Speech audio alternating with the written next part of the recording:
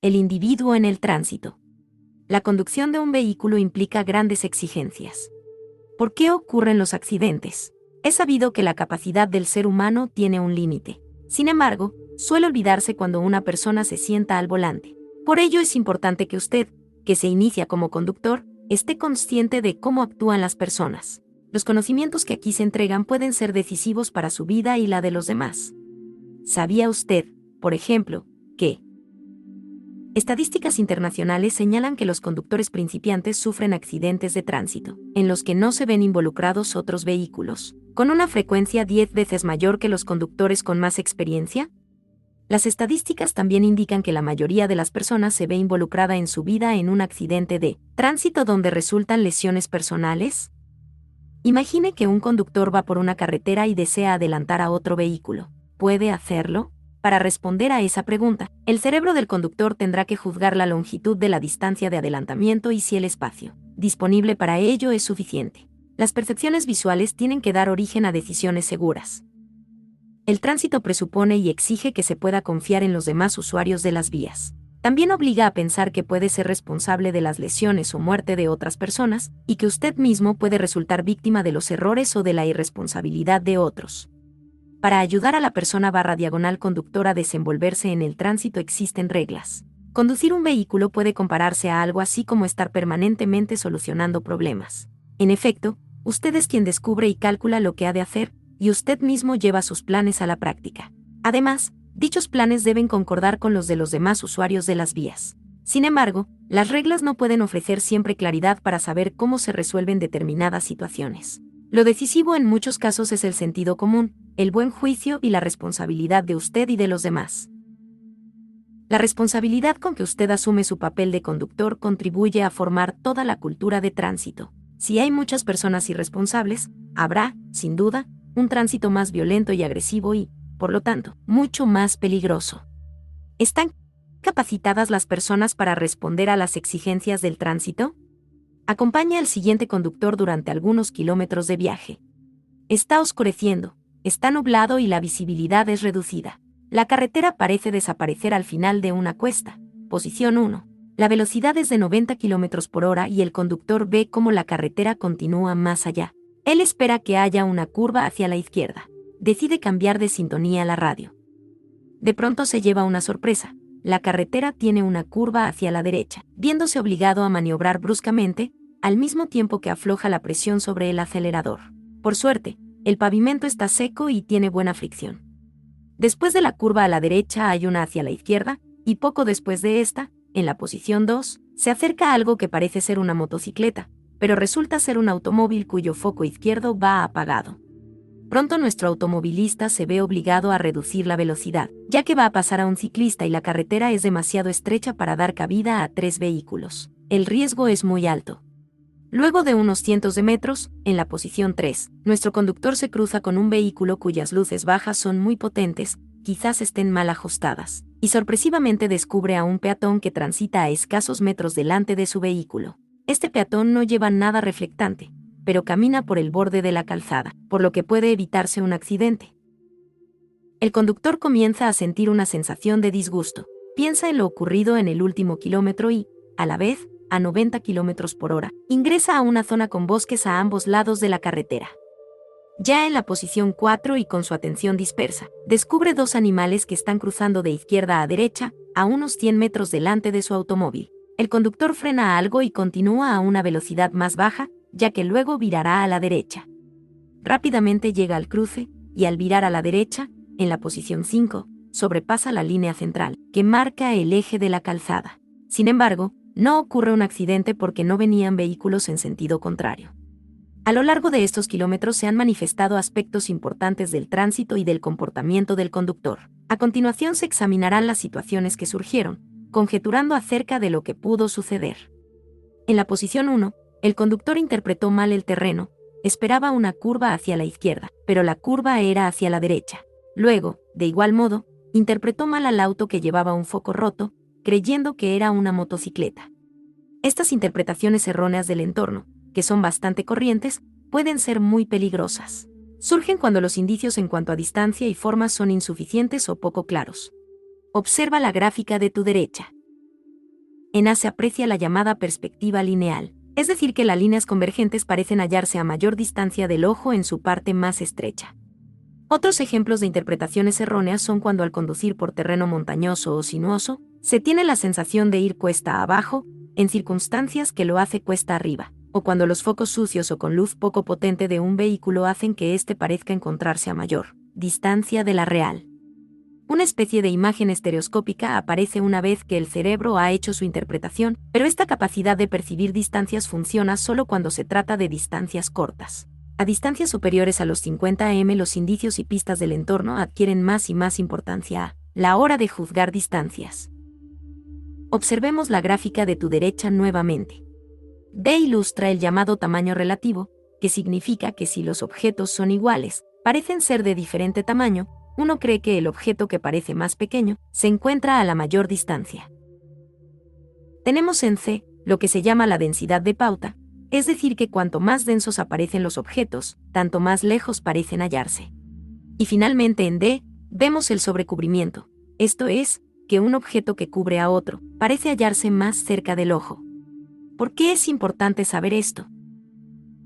Porque, en ocasiones, carecerá parcialmente de ciertos indicios o estos se presentarán de un modo confuso o incluso no existirán, por ejemplo, cuando hay niebla, cuando está oscuro o cuando quede cegado por la luz, y el resultado puede ser interpretaciones erróneas muy peligrosas. Por lo tanto, una buena regla es mostrarse desconfiado de las propias percepciones y no conducir cuando se está cansado. Falta de concentración. Volvamos al caso del conductor que acabamos de presentar. Con seguridad, una causa que contribuyó a que fuera sorprendido por la curva a la derecha fue el hecho de que se desconcentró al poner su atención en el cambio de sintonía de la radio. Hacer dos cosas al mismo tiempo puede resultar muy riesgoso, especialmente tratándose de conductores inexpertos. Por una parte, porque un conductor sin experiencia pierde con mayor facilidad el control de su vehículo, y, por otra, porque estos tienen mayor dificultad para enfrentar bien una situación difícil.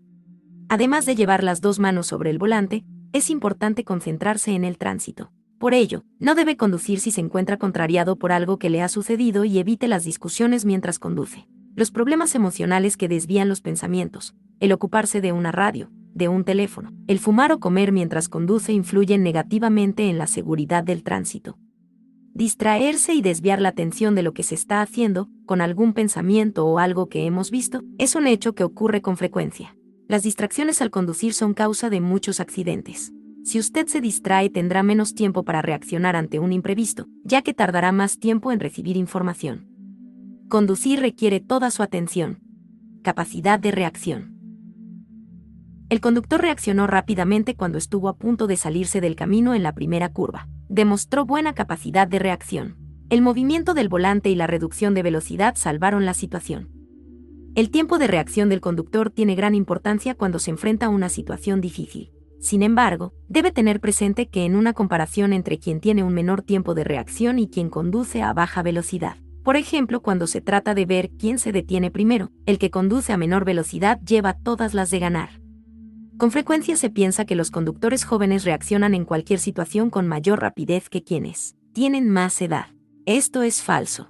El tiempo de reacción que en un conductor joven suele ser menor se refiere solo a la reacción simple, es decir, la reacción ante una señal que se sabe que se va a presentar, pero este tipo de situaciones no se dan con mucha frecuencia en el tránsito.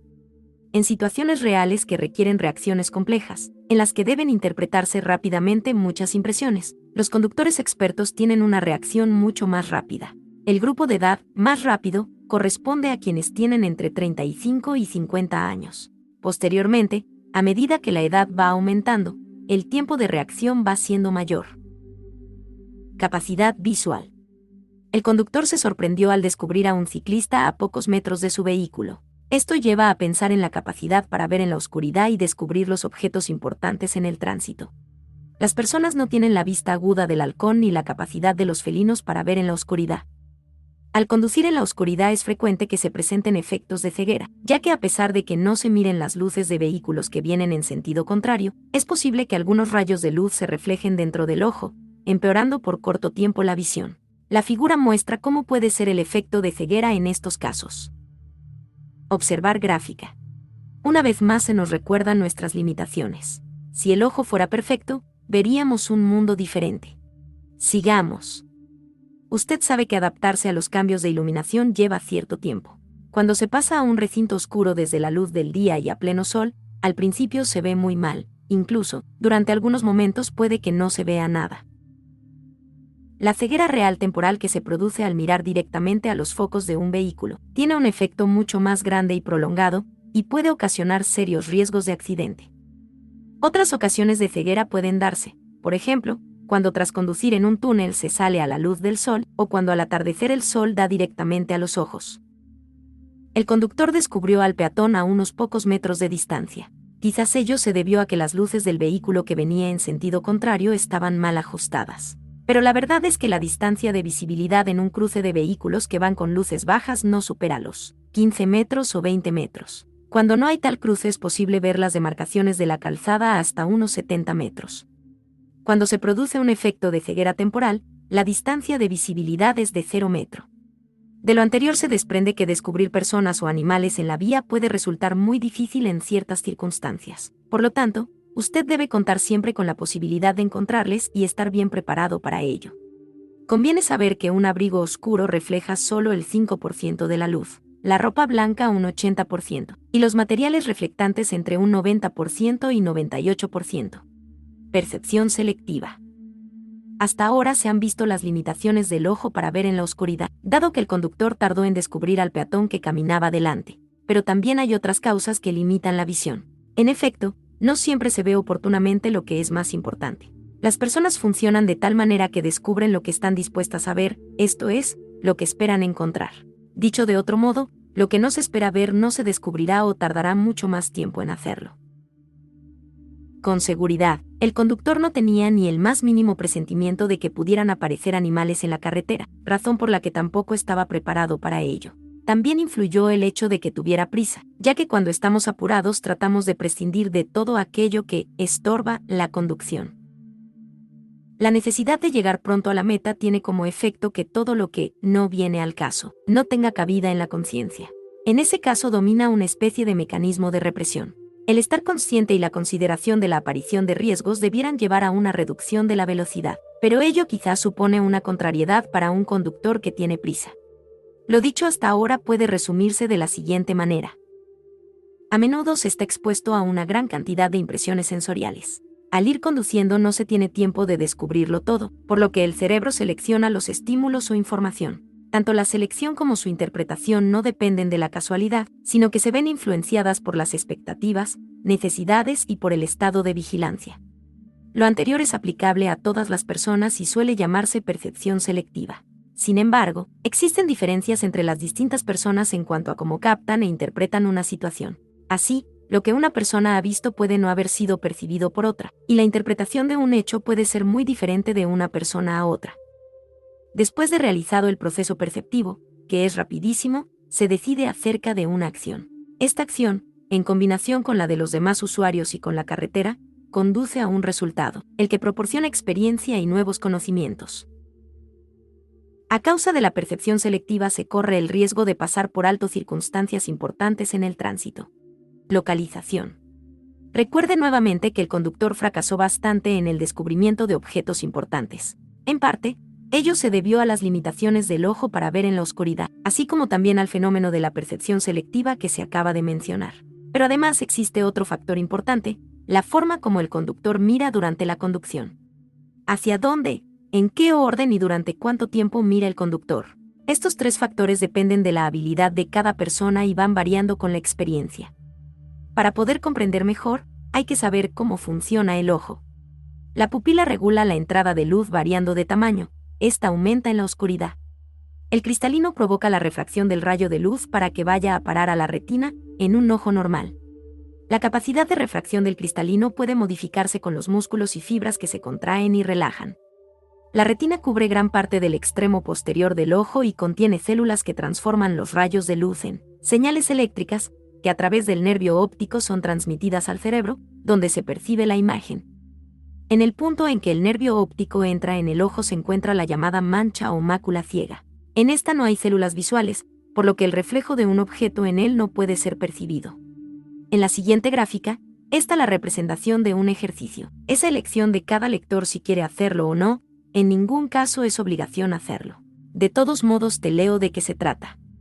Cierre el ojo izquierdo y mire fijamente el círculo con el derecho. Mantenga el libro a unos 30 centímetros de distancia. Verá la luz en su visión periférica. Acerque despacio el libro a su rostro. A cierta distancia desaparecerá la cruz. La razón es que ha ido a parar a la mancha o mácula ciega. Sigamos. En las partes externas de la visión periférica, la agudeza o nitidez visual es menos del 0,1%, incluso en personas con visión normal. Si se quiere ilustrar esto con la ayuda del dibujo anterior, el círculo corresponde a la zona en que se tiene la mejor agudeza visual. Con esto presente, será más fácil comprender la importancia que adquiere en el tránsito el localizar correctamente la mirada. Pero lo principal es el efecto de compenetración entre la visión directa y la visión periférica. Se descubren las cosas con la visión periférica y se reconocen con la visión directa. Por ejemplo, si descubre algo en el ángulo derecho del ojo, mueve la cabeza y los ojos y lo reconoce. Aunque no se vea con gran nitidez con la visión periférica, es fundamental que se vea algo. Normalmente se tiene un campo visual de algo más de 180 grados. Una significativa reducción de este puede ocasionar serias dificultades en la capacidad de orientación. Los conductores con experiencia aprovechan su visión periférica más que quienes son inexpertos, debido a que tienen una técnica de localización más sistemática. En cambio, los conductores inexpertos casi siempre ven lo que se encuentra cerca del vehículo y concentran su mirada en objetos fijos. Observar gráfica. Recuerda que puedes ir pausando el video. Una reducción de la visión, del tipo que sea, puede influir significativamente en la capacidad de quien conduce. Un campo visual satisfactorio y una visión tal que permita percibir nítidamente objetos a diferentes distancias. Durante el día y la noche, son imprescindibles para poder resolver las situaciones más complicadas del tránsito. Preste atención y tome medidas ante cualquier tipo de alteración de la vista que pudiera sufrir. Procesamiento limitado de información. Si vuelve por última vez al caso del conductor, en el cruce, él traspasó el eje de calzada. Es probable que ello se debiera a que subestimó la velocidad que llevaba. Entre otras causas, tal subestimación se produce al acostumbrarse a cierta velocidad y a no recibir las impresiones sensoriales necesarias para darse cuenta de la velocidad a la que va.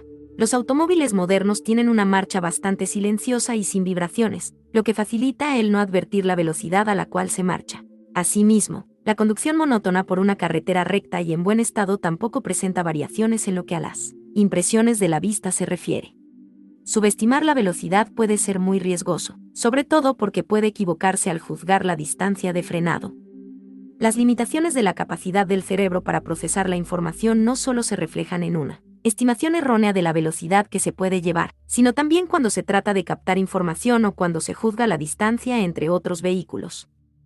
Como ejemplo se puede mencionar el fenómeno denominado visión de túnel, en que el campo visual se encoge a medida que aumenta la velocidad. Cuanto mayor es su velocidad, tanto más lejos fija usted su mirada, con lo que ve solo una parte de su campo visual y no puede descubrir lo que hay a los lados de la carretera. La visión de túnel se presenta también cuando el conductor se encuentra en estado de estrés. Ver gráfica de su derecha. Investigaciones realizadas señalan que es muy difícil calcular la velocidad de los vehículos que vienen en sentido contrario y que, normalmente, el juicio del lugar en el que va a tener el cruce con el otro vehículo resulta ser una estimación del punto medio, de la distancia entre usted y el otro con que va a cruzarse. Es decir, el cerebro presupone que ambos circulan exactamente a la misma velocidad, lo que rara vez coincide con la realidad. Si usted conduce a 90 km por hora y va a cruzarse con un vehículo que lo hace a 100 km por hora, el punto de cruce real, PR, se hallará más cerca de usted que el estimado, P. La magnitud del error, esto es la diferencia en metros entre PR y P, aumentará mientras mayor sea la diferencia de velocidad entre usted y el vehículo con que va a cruzarse. Ver gráfica de su izquierda. Si el cerebro fuera capaz de realizar este tipo de cálculos, muchos accidentes de tránsito no se producirían. De acuerdo, lo vamos a dejar hasta aquí. La idea es no cansarlos con tanta información. Vamos avanzando piano a piano. Recuerda dejar mi merecido like y con esto lograremos más energía de creación. Comparte esto con tus amigos y familiares. Seguiremos actualizando la información útil. Visítanos también en la página web evolucionconductores.com y suscríbete a YouTube. Queremos llegar a más personas que necesitan apoyo. Con tu colaboración, seremos mejores. Te espero en la próxima lección. New Drivers. Yo soy virtual y soy única.